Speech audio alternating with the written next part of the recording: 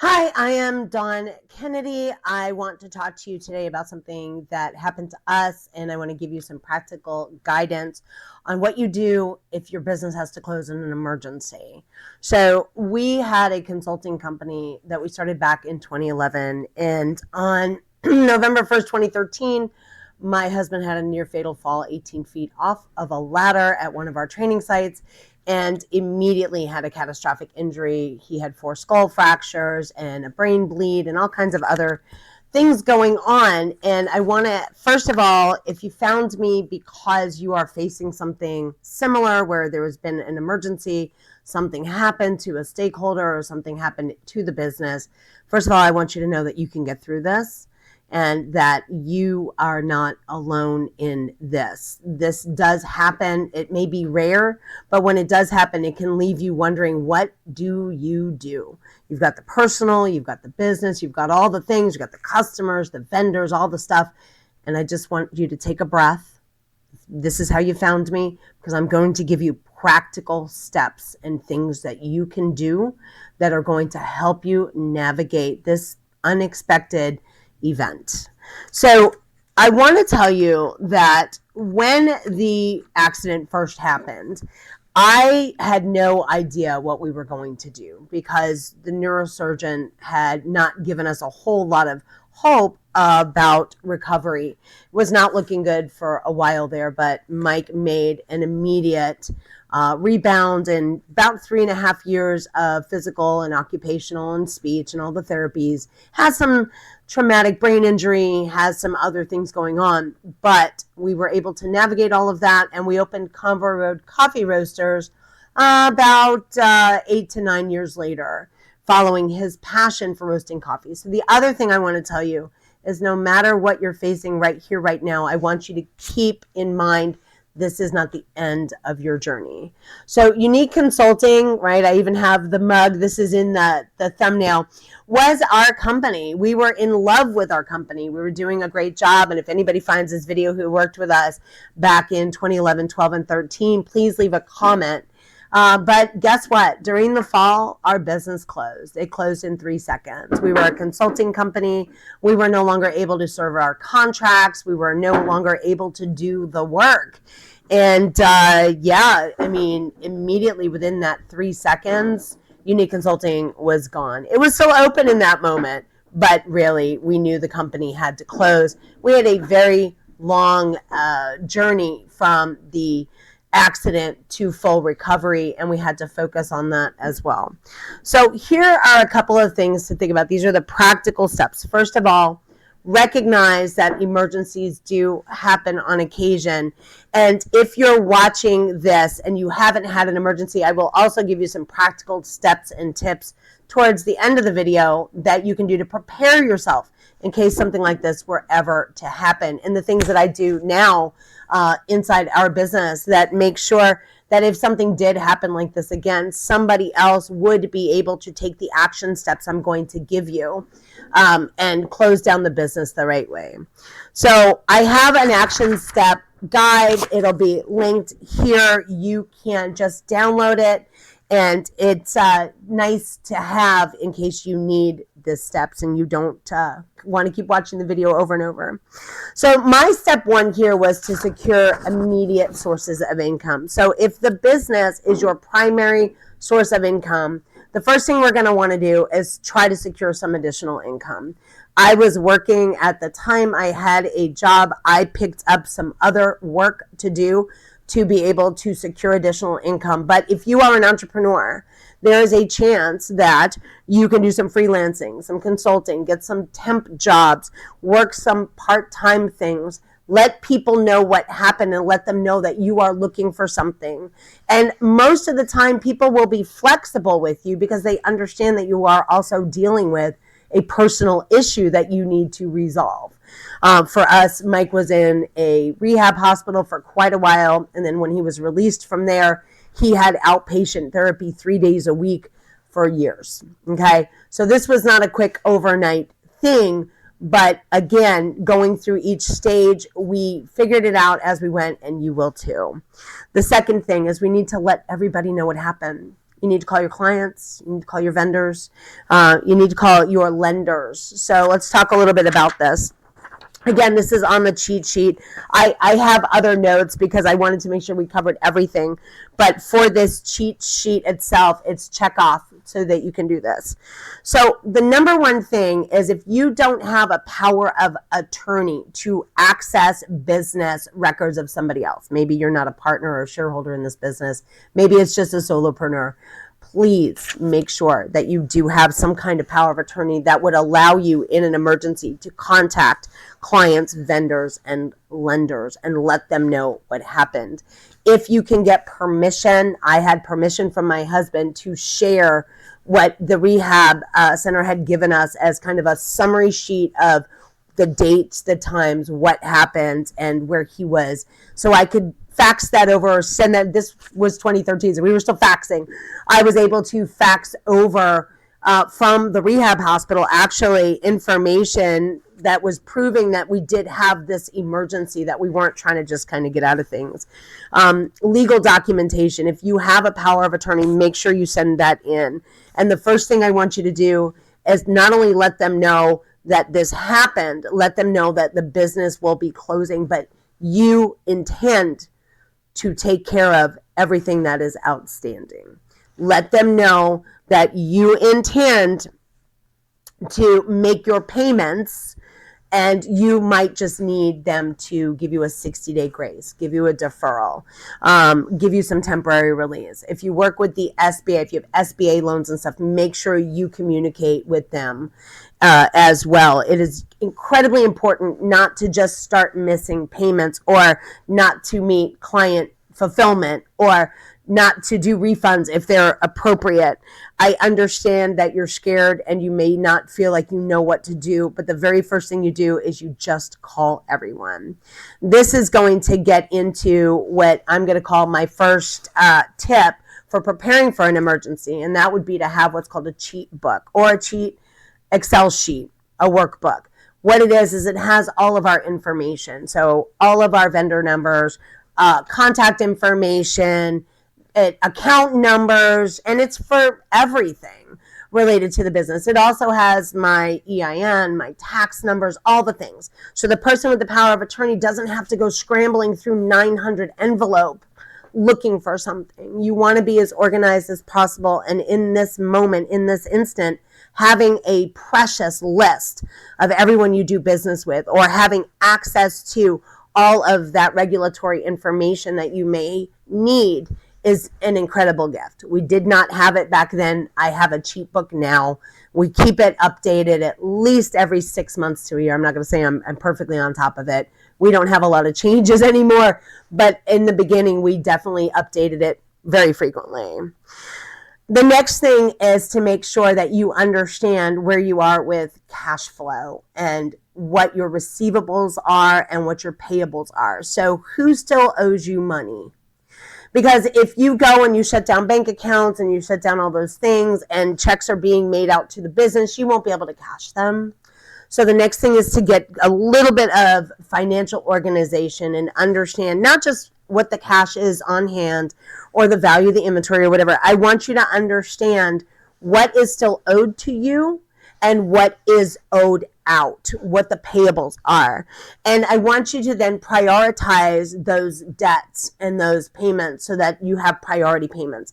Also, know who you can make a partial payment to in an emergency. So a lot of times utilities, you can break it into 2 payments. Let's say you're waiting on something to come in. There are a lot of cash flow tips and tricks in some of the courses I teach on business, financial organization, and simple management.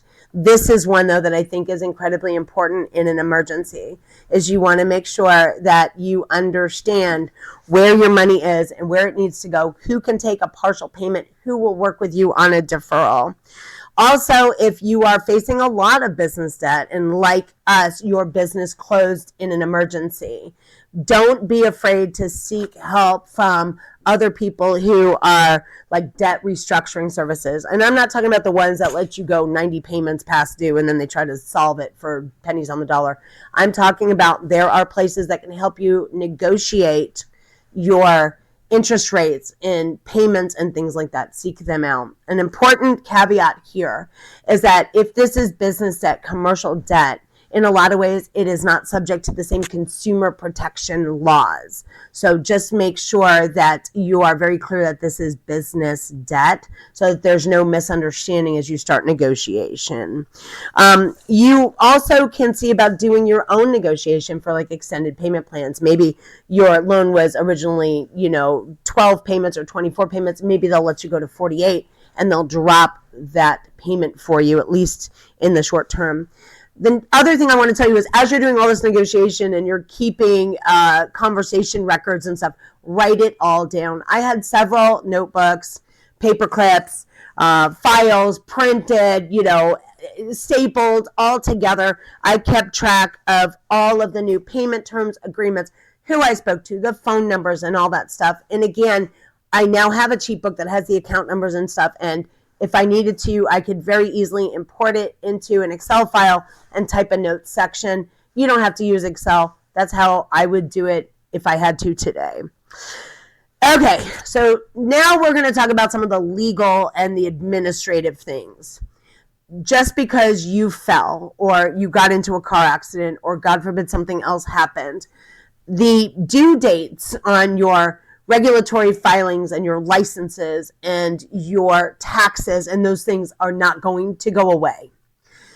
If you call them and you ask for an extension and you can get it in writing, that'd be great. Maybe this is the year you get an extension on filing your taxes. I'm going to tell you that I ended up with an IRS lien on my house because we did not do negotiating early enough for the, I'm going to call them the self-employment taxes that we were unable to pay in the next quarter because at the time it was a newer business for us and I was not very good at making sure we were making our minimum payments and things like that. It is a definite lesson learned that those regulatory, legal, licensing, those things don't stop just because you've had an accident. But if you communicate, a lot of times they are willing to work with you and help you if two things. Number one, you reassert that you are going to handle it and take care of it and you're not asking for them to just kind of make it go away. And number two, you give them a realistic deadline as to when you can do things. If you say, may I have 60 days, be sure that you can do it in 60 days. May I have it in 90 days, same thing. If you need support, make sure you get some help from an enrolled agent for your taxes, for example. Make sure you contact like your landlord. If you end up breaking a lease, you might need a landlord-tenant attorney. In these types of situations, you would be surprised how many people would be willing to help you, maybe on a pro bono or on a sliding scale basis, understanding that a large chunk of your personal income may no longer exist. So make sure that you are looking at the dissolution procedures. You get a support, whether it's an accountant, an enrolled agent, a business attorney, somebody. Get some support around this because it's going to keep happening, and the penalties and the fines and whatever else have you can still accrue. You may be able to get them off later, but typically if you just talk to them up front or you get some advocates to help you up front, you won't face them in the first place. The thing is to be transparent. It is the idea that you're going to take these actions and you're going to find advocates if you need support taking these actions, and that you're not going to kind of like wrap yourself up in a ball and refuse to deal with these things. A business, particularly if you have a structure like an LLC or you have a structure where you're a corporation, that structure is a separate legal entity. You're going to have to deal with it. Okay. Also, if you have business insurance, like key man insurance, business interruption insurance, and things like that, get a hold of your insurance agent. Get a hold of them and ask them to look at the policy with you. We did not have those things. Some of the hardest lessons we learned. Number one, unemployment insurance is not for the owners of the business. And number two, workman's compensation, we didn't opt into optional owner coverage. We had nothing. If my husband would have passed, knock on wood, things would have actually been a little bit better financially closing things down and everything else, because it's a different process. But when somebody is just catastrophically injured and we're closing down the business, those safety nets that may be available to your employees, and they should be, may not be available to you. Please don't rely on that. We now carry insurance, not just on like our inventories up, but key man, business interruption, those kinds of things. Another hard lesson learned through this process, but one that we're grateful for because now we know. Then we're going to plan for the future. If you have extended your payments out, if you've made adjustments, we're going to track those. We're going to get organized. We're going to make a list. We're going to have a spreadsheet. We're going to do something. And we're going to make sure that all of our financial and legal documents and our closing documents and all of those business records are going to be held a minimum of 7 years. Make sure that if this is your final business tax return, it's marked that way. Make sure that the closing steps are done, and we're going to then hold on to them, and we're going to just take a breath, because the hardest part is over, and that is sort of, and I'm going to use a word here, we're organizing the shit show that we didn't see coming. Once that is done, most of the time, then you can relax a little bit, because you did what you needed to do to take care of yourself, your family, your clients, and your reputation will stay intact, and things will work out. They will. You will get through this. The final thing I want to say is reflecting on what you did and giving yourself credit for doing it is incredibly important. At the time, in the middle of everything, I never gave myself really the space to be happy, grateful, satisfied, contented as each of these things was being worked out.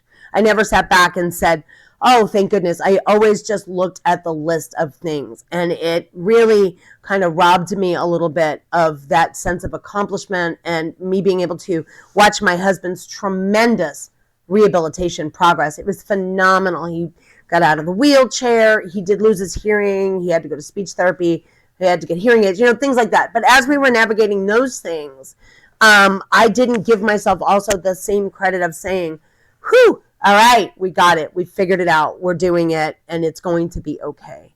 I promise you, in that time in our lives, we never would have seen Convoy Road Coffee Roasters and his amazing, magnificent obsession with coffee that many years ago. It wasn't even in the cards. We weren't even thinking about that. And I'm not asking you to keep a super positive attitude when you're going through this, because, again, I have been here personally. I know how hard it is. It took me 39 months to pay off and get out of $77,000 in business debt and a $27,003 lien on my home from the IRS. It took years to get through this, but we did it. And I got better at celebrating the milestones later on. But in that moment, just getting organized and getting it done was very overwhelming. And I never would have had even a spare brain cell to think about far into the future. And if you don't either, that's okay. You have permission to put that on the back burner and look at it later. My final notes here: try to stay calm. Try to stay calm and know that you can get it all done. You don't have to get it done in one day. You don't have to get it done in 1 week. Enlist people to help you. Maybe there are trusted family members who can call. Maybe it's a family business and they can make some calls on your behalf because they have permission to do so. Get advisors if you need them. Get support if you need it. Look and see if there are any financial ways that people can support you, maybe through some of the local small business programs. Whatever it is that you need to do, progress over perfection. Just start working through it. Make the decision that you're going to get this done, and don't give yourself a timeline, because sometimes there is no instant timeline. For example, there are times where I put in a proposal to extend a payment plan, and it took 10, 15 days for them to say yes or no. And that's okay. It doesn't have to be immediate. You just have to tackle it little at a time. And also, this is not the end. Okay, so all these years later, Convoy Road Coffee Roasters is thriving. Now, my husband is the roast master. He does have a traumatic brain injury. He is the brand ambassador, and he's really, really good at it. He doesn't do a lot of the other, what you would call traditional business operations things, but that's okay. We're back and we're partners, and that is my lane anyway. So we do it. A lot of people can rebound after these types of things, and they can definitely rebound when you are looking. It's so hard to say. So you can rebound from this, and you don't have to think about the future today. But if you found me because you are in a business emergency right now, I just want to send really big hugs to you. If you can comment below, if you need anything, let me know. And you can always visit my website. This download, Emergency Shutdown Procedures, is not tied to an email or anything. Just grab your copy if you need it, and good luck to you. If you didn't find me because you're in an emergency, let's do some prep work not to have that emergency. Let's legitimately make that cheat sheet, get a power of attorney or two, add someone to your business bank account. Emergencies can happen, and we just can't predict them, but you can get through this. Take care.